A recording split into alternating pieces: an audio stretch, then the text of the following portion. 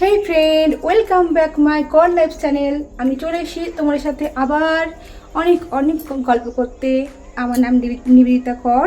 তো চলো আজকে দিনটা শুরু করা যাক।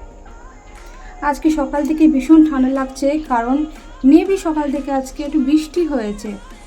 তো এখন বাজছে ঠিক সকাল 8টা।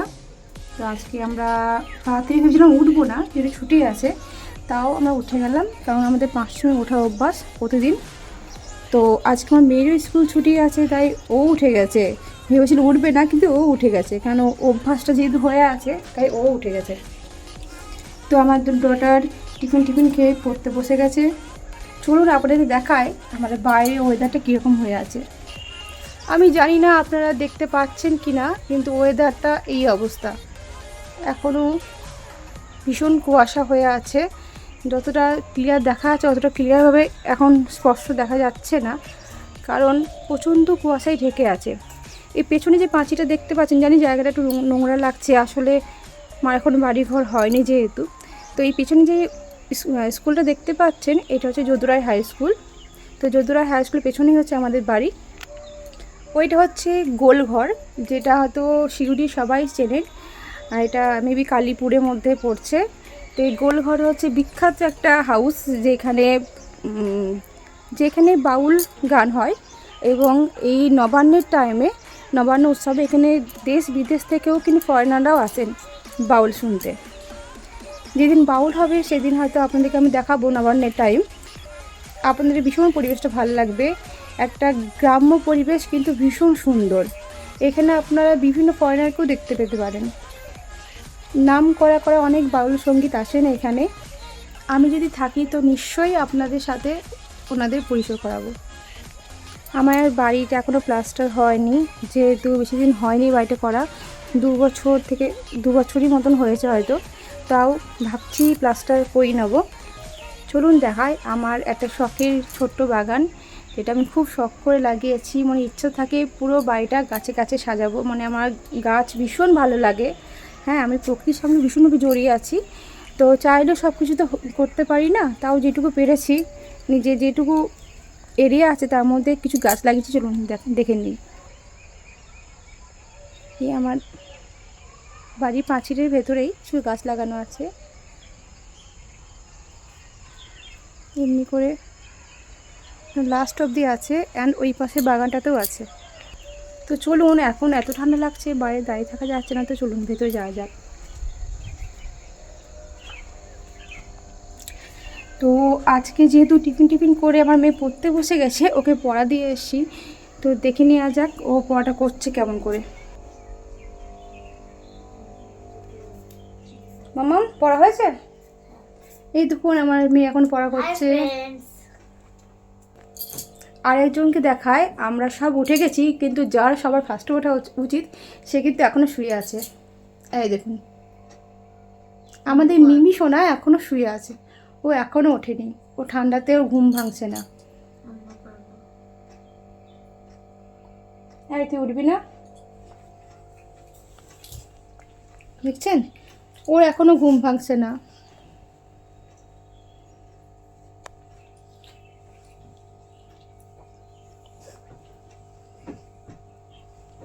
ও এত সুন্দর ঢাকা নিয়ে শুয়ে থাকে, ওকে যদি ডিস্টার্ব না করা হয় না, তো আপনি বুঝতেই পারবেন না যে কোনো সত্যিকার কোনো ডগ শুয়ে আছে।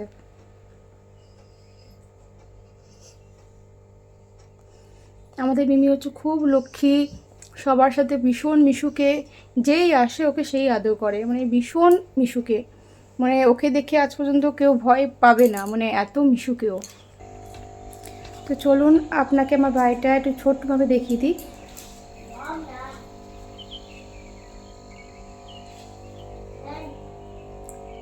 এটা হচ্ছে আমার বাড়ি।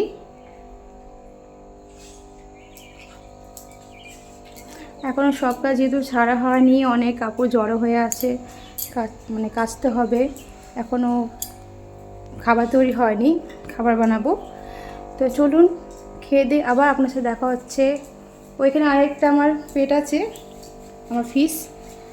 তো ফিশরা আছেন, ওরা এখন খাবার দিয়েছে, খাচ্ছে। তো চলুন খাবার খাওয়ার পর আবার আপনার সাথে দেখা হচ্ছে। হেই ফ্রেন্ড, ওয়েলকাম ব্যাক।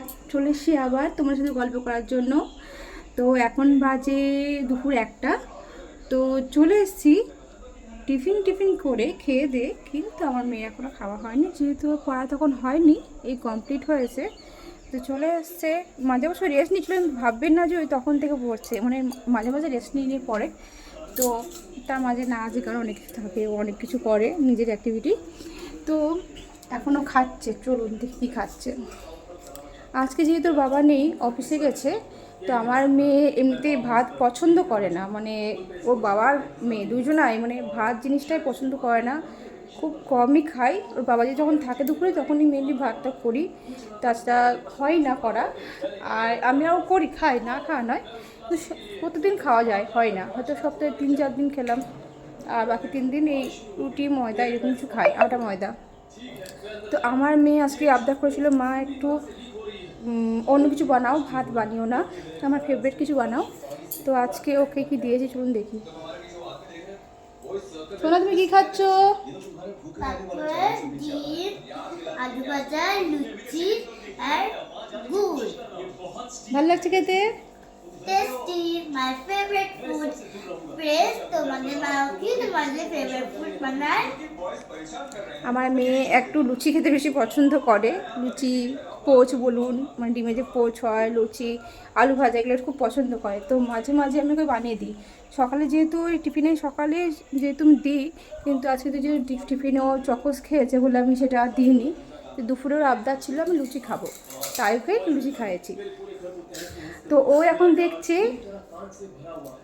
বেস্ট একটা ভিডিও, আমি বলবো ব্লগ, এটা হচ্ছে মিস্টার বিটসের ভিডিওগুলো। মিস্টার বিটসের ভিডিওস মানে আমাদের ঘরে সবাই খুব পছন্দ করে, আমরা সবাই ওনার লাভার। আমি প্রচণ্ড পছন্দ করি ওনাকে, যেহেতু উনি এত মানুষের হেল্প করে। তো আমি আপনাদেরও বলছি আপনারাও ভিডিও দেখবেন। মিস্টার বিটস ভীষণ ভালো মানুষ একজন, যিনি মানুষের অনেক অনেক হেল্প করেন।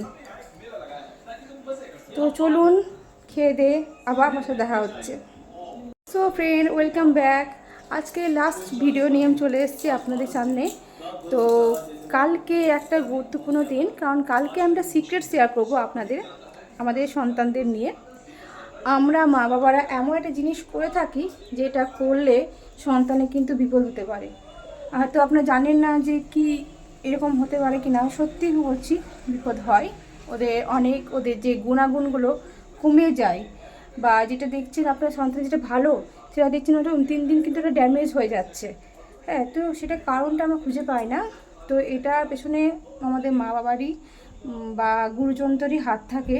সেটা কি জিনিস সেটা জানার জন্য কিন্তু পরের ভিডিওটা আপনাকে দেখতে হবে।